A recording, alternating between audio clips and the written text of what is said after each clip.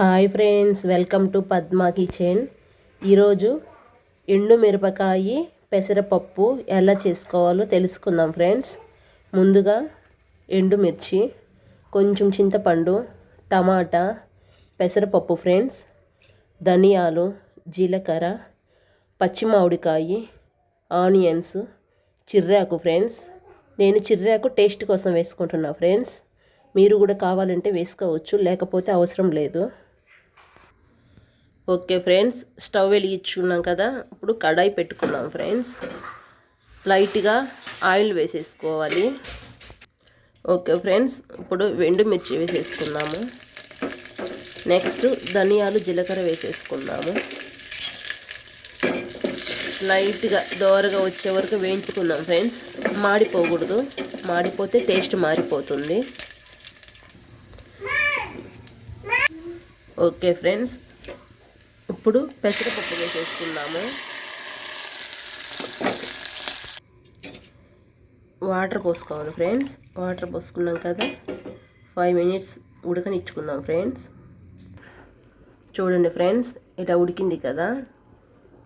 చిటికెడు పసుపు వేసుకుందాము. నెక్స్ట్ టమాటాలు వేసుకుందాం ఫ్రెండ్స్.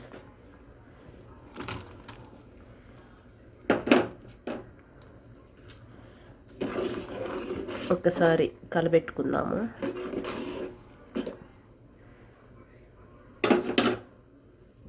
కొద్దిగా ఉడికించుకుందాం ఫ్రెండ్స్.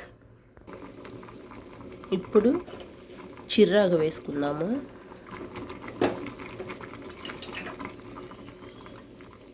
ఆనియన్స్, పచ్చి మామిడికాయ ముక్కలు. పచ్చి మామిడికాయ వేసుకున్నాం కదా, అందుకు చింతపండు కొద్దిగా వేసుకుంటున్నాం. ఓకే ఫ్రెండ్స్, పప్పు ఉడికిపోయింది కదా, ఇప్పుడు రుబ్బి పెట్టేసుకుందాం పప్పు. రుచికి తగ్గ ఉప్పు వేసుకుందాము. ఓకే ఫ్రెండ్స్, ఇలా రుబ్బి పెట్టుకున్నాం కదా. ఇప్పుడు పోపుకు కావాల్సిన ఇంగ్రీడియంట్స్ ఫ్రెండ్స్: ఆనియన్స్, కొత్తిమీర, కరివేపాకు, ఎండుమిర్చి, వెల్లుల్లి ఫ్రెండ్స్. ముందుగా స్టవ్ వెలిగించుకొని కడాయి పెట్టుకుందాం ఫ్రెండ్స్. నెక్స్ట్ ఆయిల్ పోసేసాం కదా, ఇప్పుడు పోపు దినుసులు వేసుకుందాము. నెక్స్ట్ ఆనియన్స్ వేసుకున్నాము.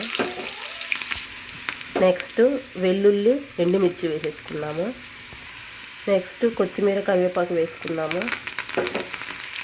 ఇలా బ్రౌన్ కలర్లో వచ్చేసాయి కదా, ఇప్పుడు దీన్ని తీసి పప్పులో వేసేసుకుందాము. ఓకే ఫ్రెండ్స్, రెడీ అయిపోయింది. ఎండుమిర్చి పెసరపప్పు రెడీ అయిపోయింది ఫ్రెండ్స్. ఓకే ఫ్రెండ్స్, ఇలా వేడి వేడి అన్నంలో పప్పు వేసుకొని తింటే చాలా టేస్టీగా ఉంటుంది friends. Please friends, like and subscribe.